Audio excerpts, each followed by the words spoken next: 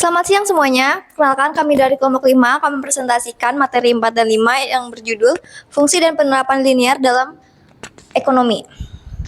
Kelompok kami yang beranggotakan 3 orang yaitu Aliana Rokotima, Anissa Diakusumawardani, Zevanya Putri. Selamat menyaksikan. Dimulai dari saya, Aliana Rokotima. Sini kita akan membahas fungsi dan penerapan non-linier dalam ekonomi. Ini saya akan menjelaskan fungsi kuadratnya. Fungsi non-linier adalah fungsi matematika yang tidak membentuk garis lurus saat digambarkan dalam grafik. Dengan kata lain, grafik fungsi non-linier akan melengkung atau memiliki bentuk yang lebih kompleks daripada garis lurus. Dengan rumus Y sama dengan F, X sama dengan AX kuadrat, ditambah BX tambah C sama dengan 0. Selanjutnya, saya Zevanya akan menjelaskan cara agar mudah saat menggambarkan grafik.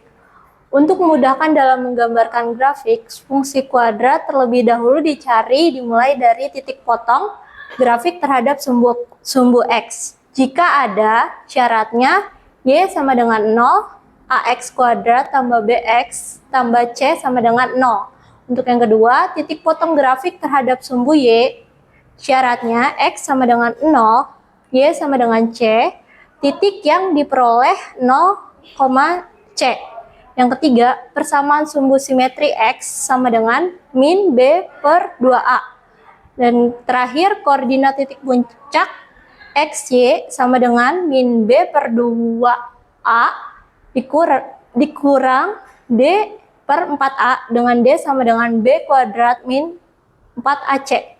Selanjutnya, saya Anissa Diakusumawardani akan melanjutkan penjelasan dari teman-teman sebelumnya, yaitu bentuk grafik dari fungsi kuadrat.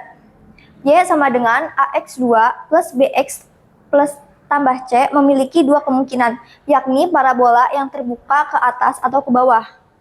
Jika A bernilai positif, A lebih besar dari 0, maka parabola terbuka ke atas. Titik ekstrimnya adalah titik minimum dan nilai jenis ekstrimnya adalah nilai Y min. Jika A bernilai negatif, A lebih kecil dari 0, maka parabola terbuka ke bawah. Titik ekstrimnya adalah titik maksimum dan jenis nilai ekstrimnya adalah nilai Y maksimal. Selanjutnya kita akan beralih ke studi kasus. Studi kasus 1, diberikan fungsi permintaan dan penawaran. Fungsi permintaannya P, D sama dengan min Q kuadrat kurang atau min 3Q tambah 108. Fungsi penawarannya PS dengan 5Q plus 24. Tentukan A, keseimbangan pasar.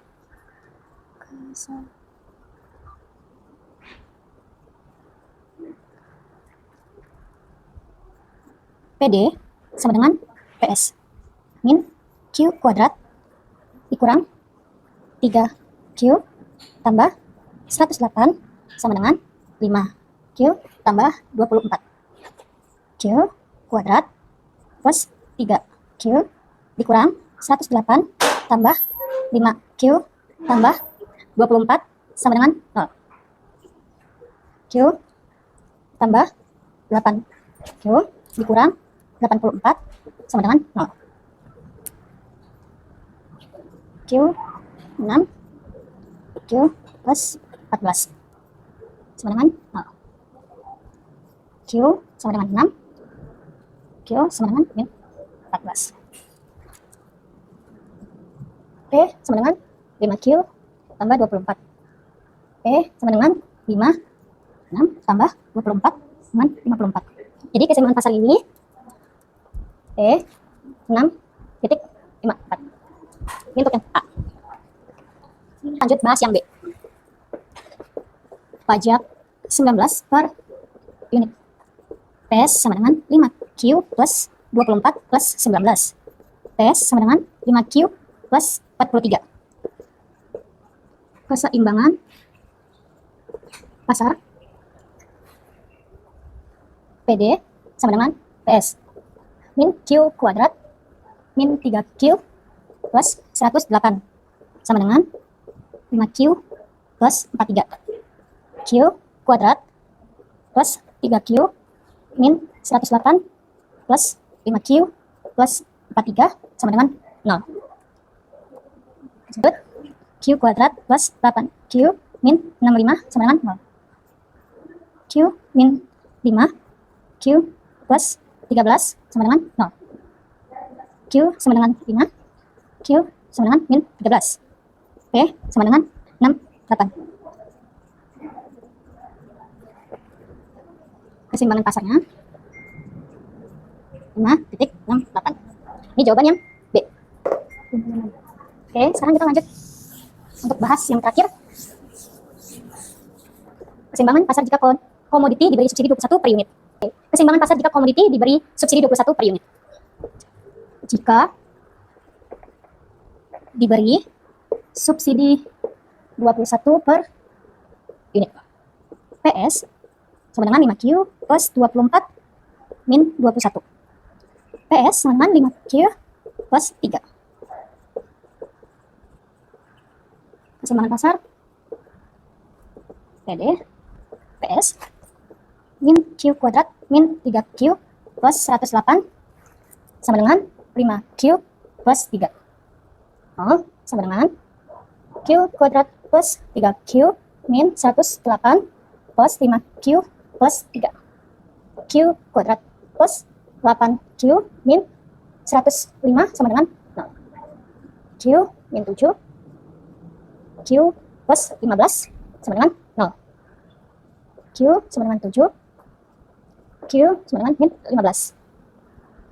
P sama dengan 38. Keseimbangan pasar itu 7,38. Ini untuk jawaban yang C. Saya Zevanya di sini akan melanjutkan untuk studi kasus 2. Di sini ada kesamaan total kos perusahaan BK dinyatakan TC sama dengan Q kuadrat min 22Q plus 222.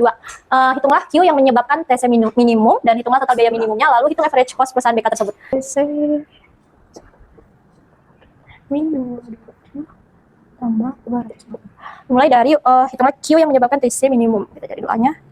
TC min Q min B per 2A sama dengan min 22 per 21. Dia sama dengan 11. Dan kita lanjut ke yang B. Total biaya minimumnya. Nilai TC sama dengan Q kuadrat min 22Q plus 222 sama dengan 11 kuadrat min 22Q. Terus Q-nya ini tadi kita ambil dari yang 11 ya, guys. 2211 tambah 222. Kita jumlahkan langsung. Totalnya jadi 101. Next kita cari yang C. Pakai rumus AC sama dengan TC per Q. Yang dimana TC-nya ini kita ambil dari nilai TC yang kita cari tadi 101. Dan Q-nya yang tadi kita juga cari itu 11. Kita total jadi 101 dibagi 11 dan hasilnya 9,01. Berikut untuk jawaban tentang yang menyebabkan TC minimum yaitu 11 dan nilai TC-nya 101. Lalu untuk average cost-nya adalah 9,01. Terima kasih. Selanjutnya akan dilanjutkan dengan saya Anissa untuk studi kasus yang ketiga. Persamaan fungsi permintaan dinyatakan P sama dengan min 6Q ditambah 36.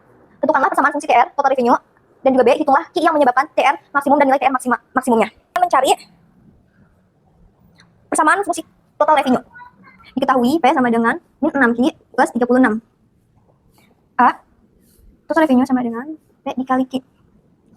Dengan P min 6Q plus 36 dikali Q.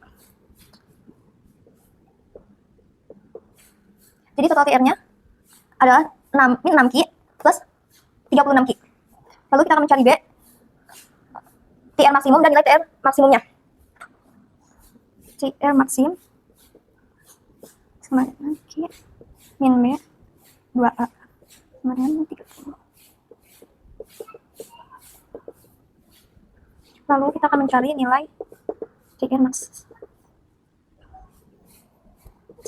Min 6Q min 6Q kuadrat ditambah 36 dikali 3 sama dengan min 6 dikali 3 plus 36. Dikali 3 hasilnya 54. Jadi nilai fungsi TR adalah min 6Q plus 36Q. Sedangkan nilai TR maksimumnya adalah 3. Dan nilai TR maksimum adalah 54.